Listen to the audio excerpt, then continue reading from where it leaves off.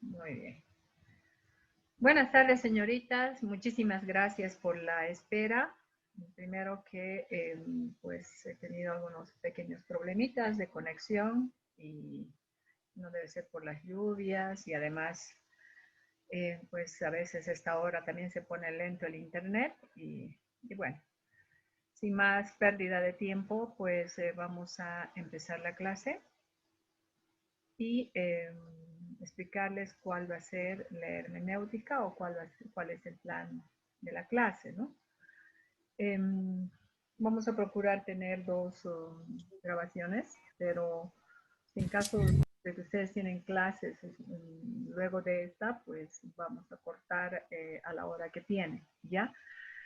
Y pues vamos a hablar sobre un poco las características de lo que va a ser el examen, ¿ya? Y para que ustedes tengan todos los elementos necesarios o todos los aspectos claros, ¿no? Esto lo vamos a hacer en la segunda grabación, por favor, ¿ya? Entonces, vamos a continuar con el avance de los contenidos, ¿no? Prácticamente, pues, vamos a terminar el socialismo militar que corresponde al tema 3 y vamos a entrar, perdón, al tema 2 y vamos a entrar al tema 2. Se habrán dado cuenta ustedes que son temas bastante amplios, ¿no? Y que además no se las puede pasar muy rápido porque requiere de la profundización, aclaración y por ende además la participación de ustedes, ¿no? En, con respecto, digamos, a algunas dudas que puedan tener sobre los temas que se están desarrollando. Bien, voy a compartir con ustedes pantalla y pues vamos a continuar.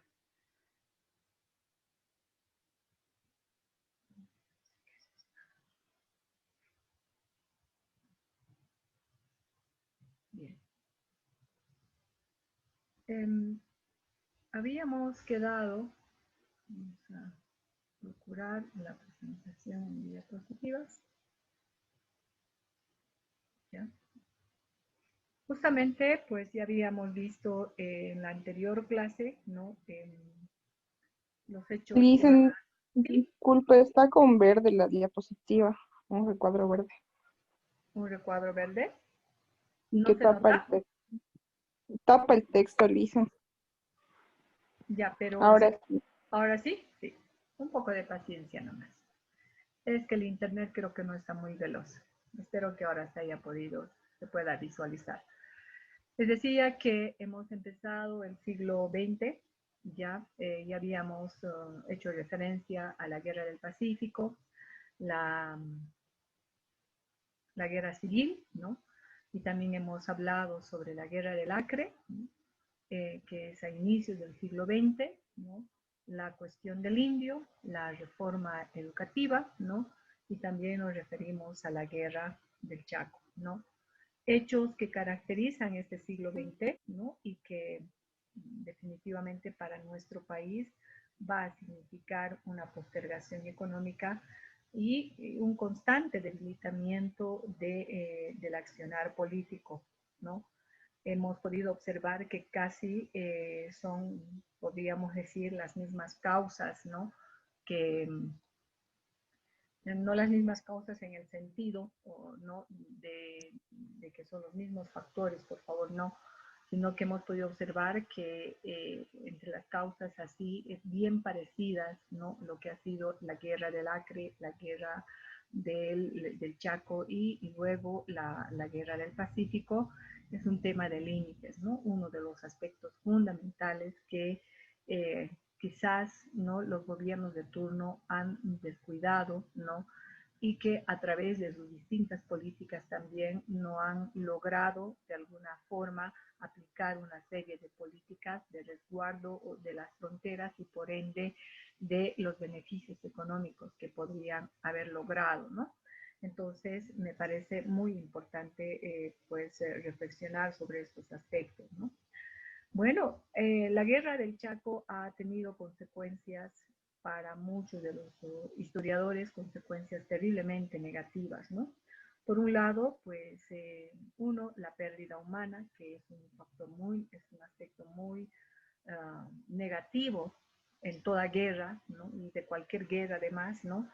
Y otro factor negativo, ¿no? Que como consecuencia de la guerra del Chaco, ya ha sido justamente que vamos a tener que encarar una serie de problemas económicos, ¿no? Y por otra parte también una inestabilidad política, ¿no?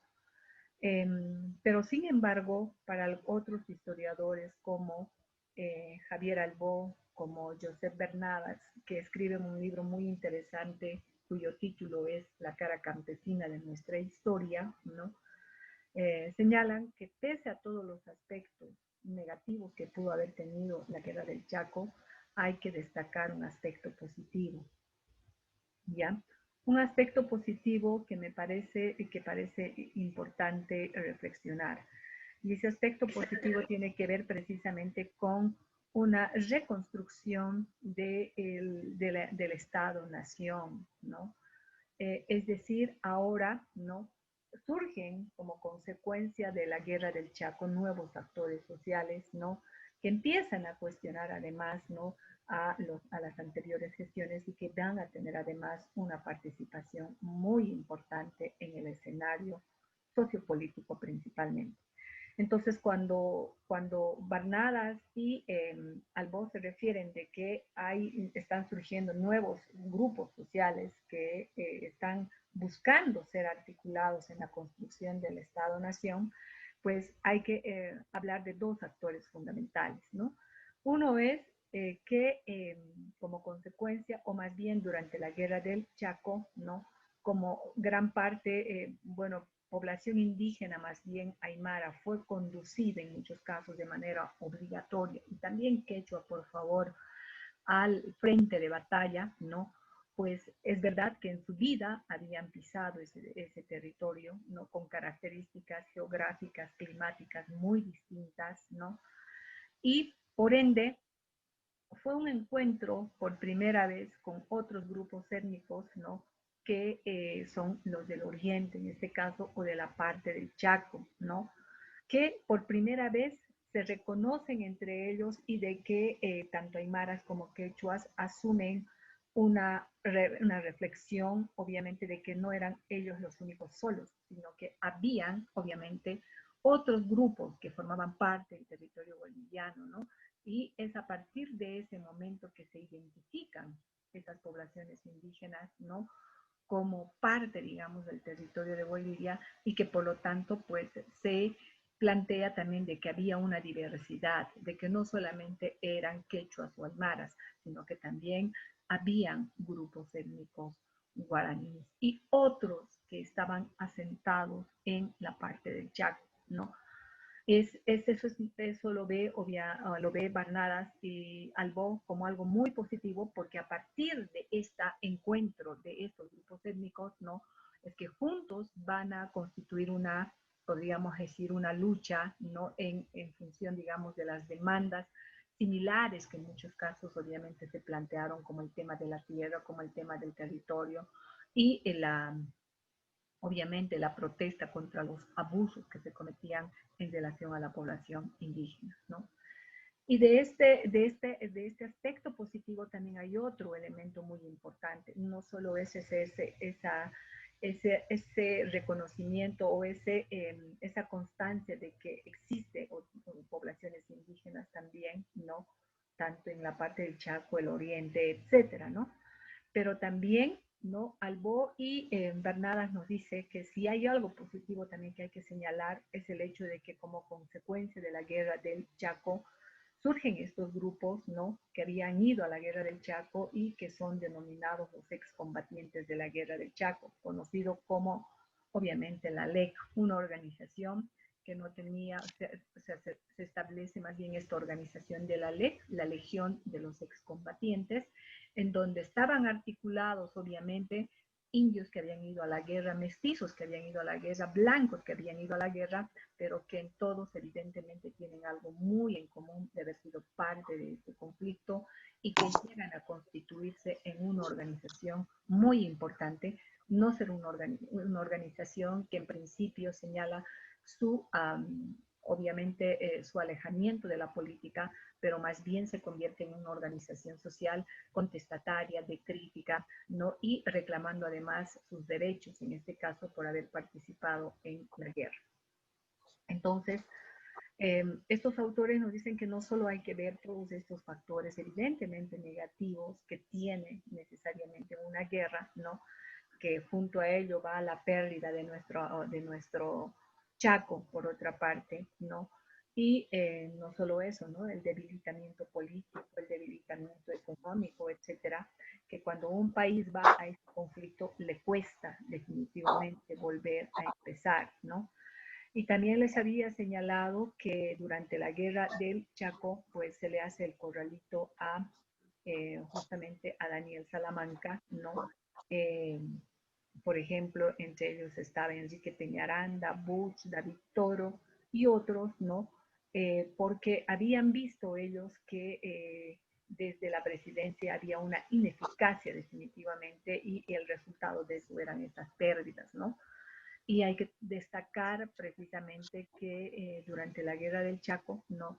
Pues lamentablemente nosotros tuvimos terribles derrotas, ¿no? Y fue algo pues negativo en la historia de nuestro país, precisamente este conflicto, ¿no? Entonces, cuando le hacen el corralito a Daniel Salamanca, ¿no? Pues se le obliga a dimitir, obviamente, la presidencia, ¿no? Y por ende también se obliga a su vicepresidente Tejada Forzano a asumir la presidencia, que con él se da, obviamente, pues ya el fin de la guerra, el 35, y en 1938 prácticamente eh, se termina, ¿no? Con un tratado de paz y amistad, ¿no? Este conflicto internacional. Ahora, terminada la guerra del Chaco, ¿no? Pues hay un periodo que se inicia, ¿no? Que es a partir sobre todo de 1936, ¿ya? Que justamente ya va a estar caracterizado por lo que los historiadores han denominado el socialismo militar, ¿no? ¿Qué quiere decir? Bueno, socialismo militar parece que son dos palabras contradictorias, ¿no? Militares, socialistas. Lo que pasa es que se ha caracterizado, obviamente, ese periodo como socialismo militar por las tendencias ideológicas, ¿no? Sobre todo de dos militares que van a asumir la presidencia, primero David Toro y luego Germán Busch, ¿no? Porque estaban cansados de los gobiernos, por un lado, civiles, que lamentablemente llevaron a una terrible derrota, ¿no? Lo que vino a ser la guerra del Chaco, ¿no? Y por lo tanto, pues la pérdida de autoridad en este caso, ¿no? Y además por no, por marginar, podríamos decir, y no considerar los derechos de las poblaciones mayoritarias en este caso, ¿no? Entonces, es en ese sentido, ¿no? De que sus propuestas tienden un poco a entender una tendencia ideológica del socialismo, ¿no? Y vamos a explicar, obviamente, por qué el socialismo, ¿no? Para que se comprenda, ¿no? Que este periodo después de la guerra del Chaco, pues tenemos que los historiadores más bien han caracterizado como el periodo, obviamente, del socialismo militar. ¿Cuál es el objetivo, sobre todo, de estos gobiernos, ¿no? Encabezado en principio por David Toro, ¿no? Que llega, ¿no? A la presidencia a través, evidentemente, podríamos decir, junto a Germán Busch, de un golpe de Estado, ¿no? A Tejada Forzano, ¿no?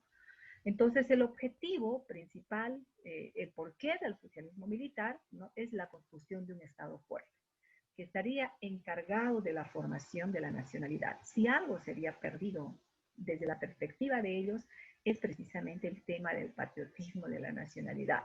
Y había que fortalecer la formación de la nacionalidad. Lo que quiere decir que estos gobiernos, como David Toro y Germán Busch, son evidentemente o se basan en una ideología nacionalista muy fuerte, ¿no? Que establece, obviamente, de que uno, que los gobiernos deben controlar el Estado y por lo tanto implica también el control de los recursos, por otra parte, ¿no? Y porque además, ¿no? Había una falta de identidad entre nación y Estado, ¿no? Ya, entonces, esa falta de integridad entre nación y Estado servía para restar legitimidad a las instituciones liberales, ¿no? Considerando que no eran representativas del conjunto de los bolivianos, sino un instrumento encargado de politizar los intereses de la oligarquía. ¿Qué quiere decir? Porque todos los anteriores gobiernos pues formaban parte de estas oligarquías blancas, de estas élites, como la rosca minera, como los varones del estaño, ¿no? Y que lo único que habían hecho, obviamente, es politizar sus intereses en función de sus clases, en función de la oligarquía, que más que esté en función de los intereses del pueblo, ¿no? Entonces, esta izquierda, que así se la ha denominado socialista, proponía una identidad deseable entre la nación, pueblo y Estado, lo que debía establecerse, por lo tanto, era una relación de horizontalidad entre lo que viene a ser la nación misma, el pueblo y el Estado, lo que no había caracterizado en los anteriores gobiernos, ¿no? Entonces, ¿cómo se iba a lograr, ¿no? este proyecto de establecer el socialismo militar?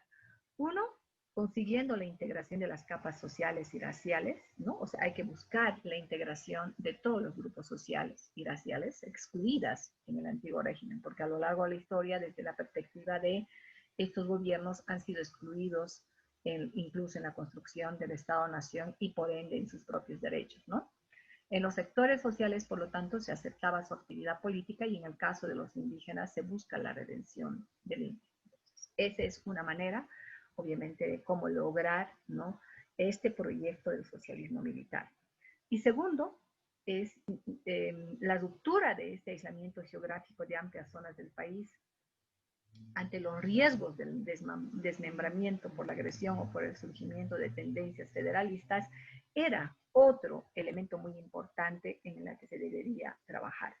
Es verdad, Bolivia es un país con ecosistemas y con características geográficas muy particulares, pero esta no debía ser un obstáculo. Por el contrario, obviamente se debía buscar la unificación de las mismas en función de los intereses del pueblo, Estado y nación. Y tercero, la responsabilidad del Estado entendiendo, ¿no?, o entendido como la integración de los conflictos a través de una política paternalista y controladora de la actividad sindical. ¿Qué quiere decir esto? Que había que establecer, obviamente, un Estado paternalista. ¿Qué significa un Estado paternalista? Un Estado protector. Y que por lo tanto desde el Estado también se debía establecer, obviamente, una instancia controladora de la actividad sindical. Es más, vamos a ver que durante el gobierno de David Toro se decreta que todos debían organizarse a través de una de las organizaciones que es el sindicato, ¿no? Eso estaba establecido por decreto. Y cuarto, se lograría la nacionalización, o sea, la nacionalización habría de basarse en un fundamento paternal, la articulación del mercado interior, sustituyendo las importaciones. Entonces, estas son, digamos, los objetivos, los planes con los que se podría lograr el establecimiento o el proyecto del socialismo militar, ¿no? Bueno, ¿qué es lo que este proyecto justificaba? O sea, el proyecto reformista justificaba principalmente que debía haber una acción del Estado, principalmente la responsabilidad corresponde al Estado, ¿no? Justamente porque en Bolivia no había surgido una burguesía, obviamente, nacional, que, que esté en función de los intereses de todos los grupos sociales, como ha sucedido en otras naciones.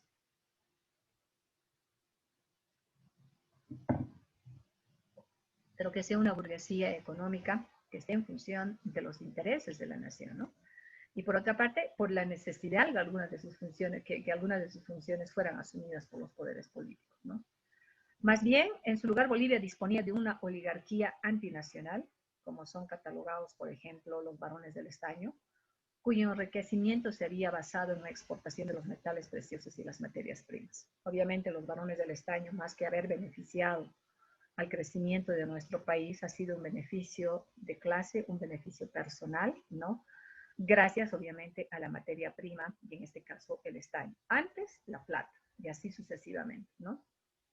Entonces, el proyecto reformista consistía en encargar al Estado el control de la actividad básica del país, ¿no? y en este caso la minería, mediante una legislación que captara la mayor cantidad de divisas obtenidas en exportación y de esa manera propiciar la inversión dentro del país. Entonces, ¿qué es lo que había que hacer? Había que controlar, obviamente, todo lo que vendría a ser la exportación de la materia prima, logrando un crecimiento interno, obviamente, del país y sobre todo promoviendo la exportación, pero en función de los intereses del Estado. Eso está establecido en ese proyecto, ¿no?, del socialismo militar. Pero además, sí, se aseguraba el respeto por la propiedad de las grandes empresas mineras, ¿no?, reconociendo el papel dirigente que pudieran jugar en el desarrollo económico de la República. He ahí la cuestión, o sea, respetamos la propiedad, dice, de las grandes empresas mineras, pero tienen que jugar un rol muy importante en el desarrollo económico del país, ¿no? Pero también se les exigía la orientación de sus beneficios al fomento de la industria boliviana, lo que no ha sucedido con los grandes varones del estaño, por ejemplo, ¿no? Han sacado capitales más afuera, un crecimiento más hacia afuera, beneficios para otros países, más que para nuestro propio país. Y eso explica el por qué Germán Busch va a aplicar una serie de medidas contra los varones del estaño, ¿no? Entonces, se plantaba la necesidad de autoabastecimiento alimentario del país, ¿no?, estimulando la producción agropecuaria. Entonces, hay que estimular la producción agropecuaria. ¿A través de qué? A través de la colonización oriental. Entonces, como política se estaba planteando una colonización oriental, ¿no?, de las concesiones en tecnología, la mejora en las comunicaciones y las sanciones a los latifundios improductivos. ¿Qué quiere decir? Que aquellos latifundios controlados por hacendados o por terratenientes eran, obviamente, solamente tenían la propiedad como sinónimo de prestigio, como sinónimo de tener una posición y no eran productivos, entonces se establecían las sanciones para estos latifundios, ¿no? Por otra parte, se consideraba un control estatal de los organismos de crédito en especial, ¿no?, los que afectaran a la producción minera y rural, y se fomenta el capitalismo nacional. O sea, se fomenta un capitalismo nacional, pero en función de los intereses del Estado, ¿no? Entonces, la finalidad del proyecto era la incorporación del país, ¿no?, a los países del capitalismo avanzado, rompiendo las relaciones de dependencia y la condición de semicolonia. Entonces, hay que romper, digamos, esa dependencia, procurar ser competitivos en todo caso, ¿no?, y dejar de ser una semicolonia. Vienen empresarios desde afuera, se sacan todos los productos, pero sin un crecimiento, obviamente, para nuestro país. Por lo menos ese era el proyecto que se planteaba, que planteaba el socialismo militar, ¿no? Ahora, ¿cuál fue la base política sobre la que se construiría este proyecto, ¿no? Uno, pues que se adopta la estrategia de alianzas adoptadas por las Fuerzas Armadas, ¿no? Se elige la alianza con una élite de administradores, ¿no?, fuera cual fuera su procedencia política, ¿no?, que ésta tendría que estar dispuesta a proporcionar sus conocimientos técnicos para desarrollar el programa, ¿no?, de lo que vendrá a ser, lo que vendría a ser la revolución de 1935. Perdón, la revolución de lo que iría a ser más adelante, ¿no? Además, la de 1952.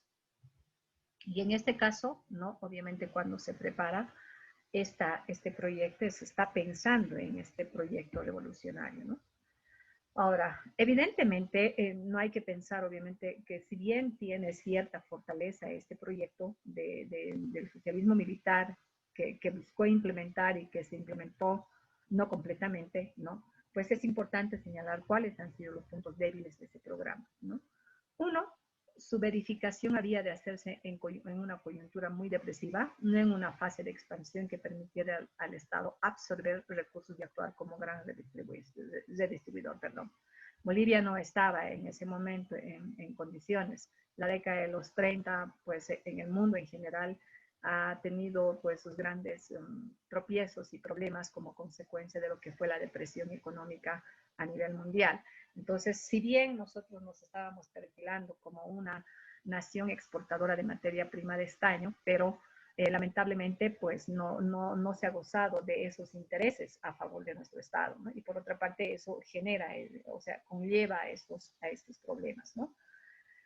Y lo segundo es la desarticulación de la sociedad civil, ¿no? Resultó un obstáculo para consolidar el proyecto político reformista. Cuando se habla de una sociedad civil, obviamente una desarticulación, no se está refiriendo a esa gran diversidad de culturas, sino que como los gobiernos a lo largo de todo lo que ha sido el siglo XIX y inicios del siglo XX no han aplicado políticas, obviamente, que esté en función de los intereses ya de la mayoría. Y al mismo tiempo, cuando se plantea esta idea, digamos, de tomar en cuenta los derechos de los distintos sectores sociales, entonces se establece una unidad fuerte en este caso, ¿no? Pero lamentablemente uno de los problemas que ha tenido nuestro país es esta desarticulación de la sociedad civil, ¿no? Y por otra parte, la propia lógica del programa, ¿no?, impedía que podía llevarse a la práctica la simple modernización, porque para llevar a cabo esta modernización necesitas también de todas las condiciones económicas, ¿no? Y Bolivia no estaba necesariamente en todas las condiciones. Podía haberlo estado si desde el Estado se controlaba la producción del estaño, absolutamente, y las regalías además fueran para beneficio del Estado, ¿no? Regalías que lamentablemente eran mínimas para el Estado, ¿no? Y cuarto, no consideraba las verdaderas implicaciones internacionales del desarrollo económico, ¿no? No analiza correctamente las raíces del retraso. Entonces, si bien hay buenas intenciones por lograr una modernización de la producción, la industria, etcétera, pero las condiciones, evidentemente, de nuestro país, más las políticas desde afuera como sistema, afectan de alguna forma a las naciones dependientes casi económicamente, ¿no? Entonces, lamentablemente, el socialismo militar fue una tentativa frustrada de modernización nacional, y el régimen militar fue un simple proyecto de reforma, ¿no? No pudo romper con los grupos tradicionales, que quiere decir con las oligarquías, con las élites, etcétera, ¿no? Por ejemplo, vamos a señalar algunas medidas realizadas por estos gobiernos, como son la de David Toro y la de Germán Busch, ¿no? Por ejemplo, entre las medidas importantes de David Toro estaba, ¿no?, que asume desde el 36 hasta el 37 el gobierno, ¿no? En su gobierno, que no ha sido obviamente mucho tiempo, ¿no?, establece como decreto que un obrero, obviamente, entre al Ministerio de Trabajo, es decir, que sea además nombrado como ministro de Trabajo, ¿no? Otra medida muy importante o decreto era la sindicalización obligatoria, ¿no? Y otra de las medidas importantes también ha sido la nacionalización del Standard Oil, que estaba en manos extranjeras, y por ende la creación de yacimientos petrolíferos fiscales, ¿no? También se reconoce, entre otras medidas muy importantes a favor de las mujeres, que tiene que ver con los derechos a las mujeres como tal. Esas son entre algunas de las medidas que sobresalen en el gobierno de David Toro.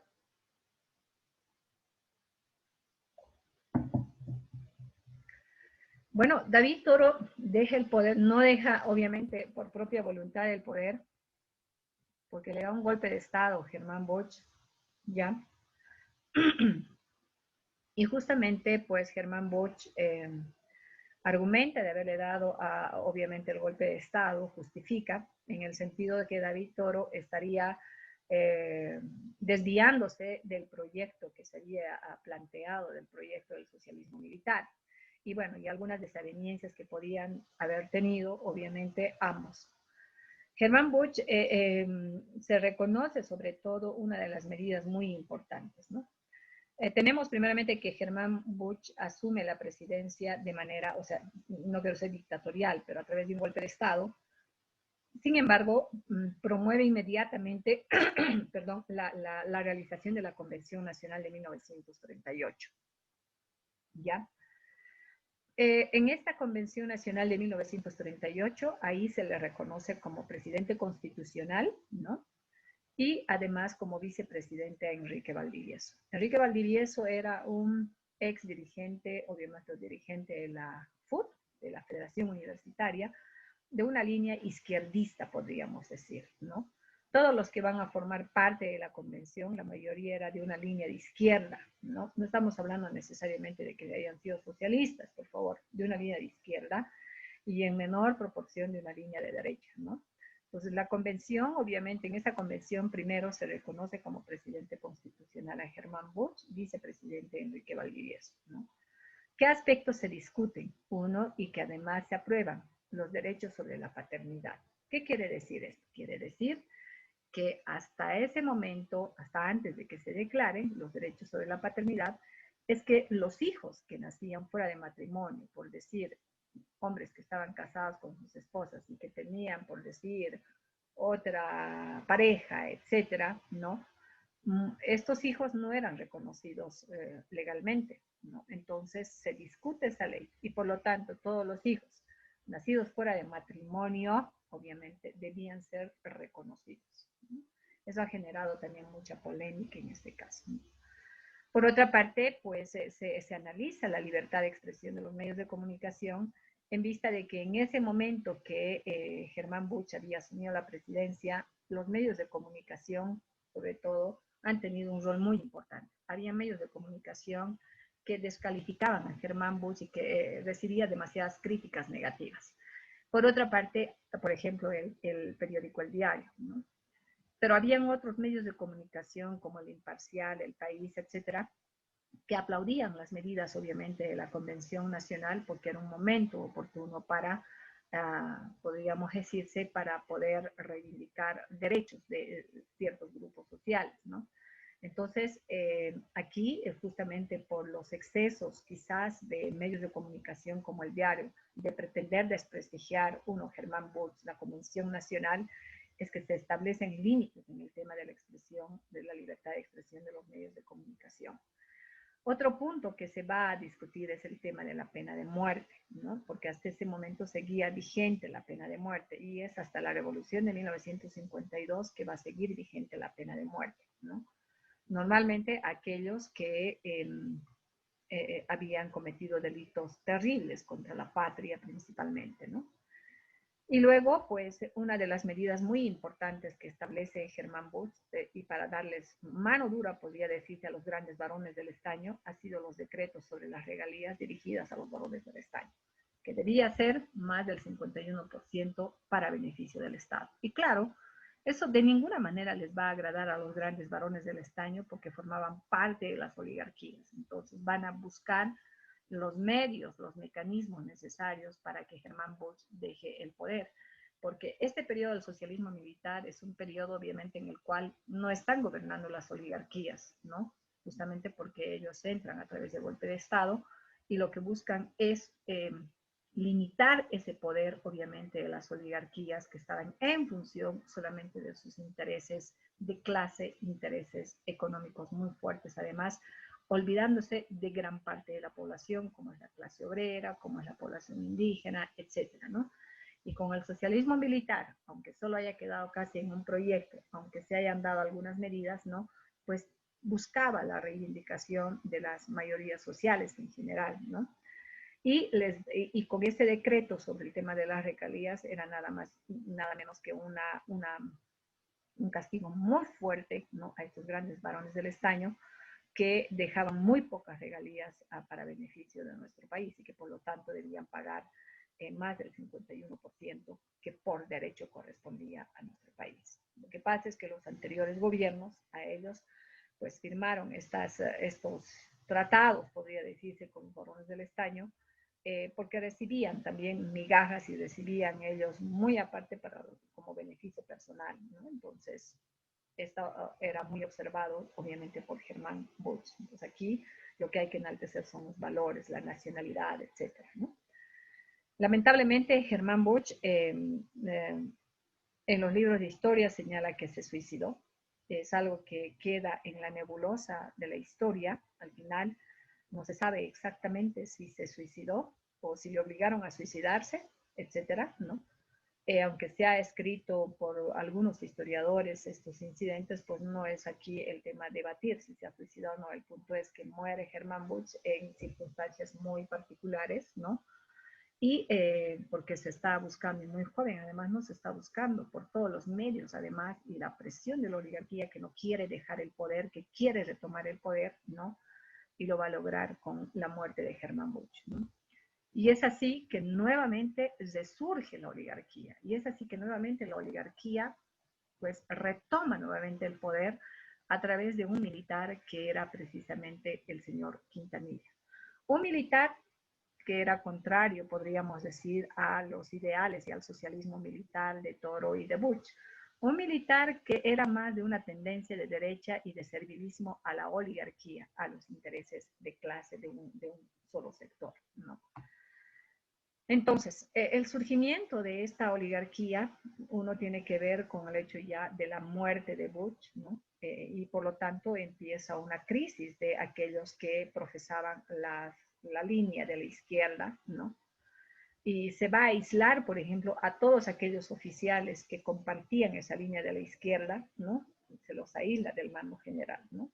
Y Quintanilla va a actuar inmediatamente, ¿no? Después de la muerte de Bush, para terminar el experimento del socialismo militar. Lo que quiere decir que dentro del ejército hay también estos problemas. Mientras unos, obviamente, son más serviles a la derecha, otros están buscando establecer una nueva tendencia, una nueva, digamos, idea nacionalista, ¿no? Que venga del Estado las decisiones más importantes, ¿no?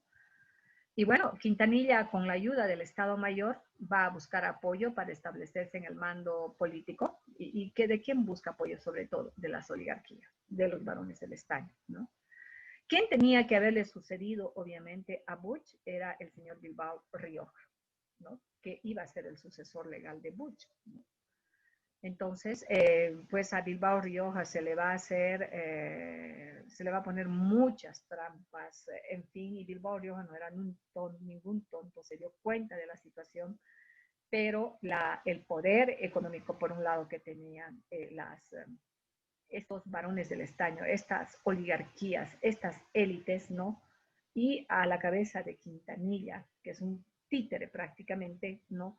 Pues se logra que Quintanilla prácticamente pues esté en el poder.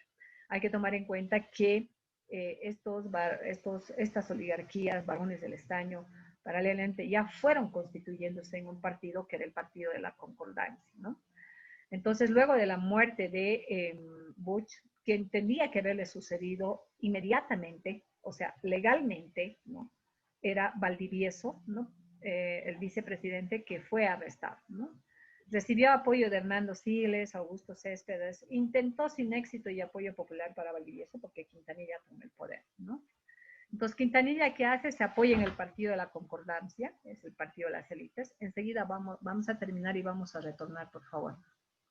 Partido que representaba a las élites mineras y hacendales. Este partido presiona a Quintanilla a una convocatoria a elecciones presidenciales, ¿no? Entonces, como es un títere, entonces tiene que hacer lo que le dice. Bien, quedamos ahí y en un